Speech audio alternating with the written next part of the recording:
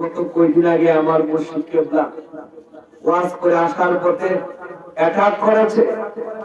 আমি বলতে চাই উনিও মুসলমান, আপনারা মুসলমান, আপনি কি রকম মুসলমান প্রমাণ করে দিলেন।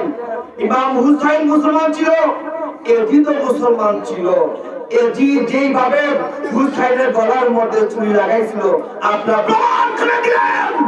এই সুন্নিয়তের গলার মধ্যে, সুন্নিয়তের আলেমের গলার মধ্যে তুমি ছুরি লাগাই চাইলে বুঝাই গেলে তুমি এজিদের গোষ্ঠী ঠিকটা বেঁচবে। এতে আমার বাবা খাইলে পান না পারেন না পান, আমি সব কথা বলি। আমার এক মুসলমান ভাইকে আমার সামনে মারবে, আমি বরদাস্ত করতে পারবো না। আমি সাথে দেখবো আমার এক মুসলমানের মাথা গাড়ি মারে পড়াটিকে।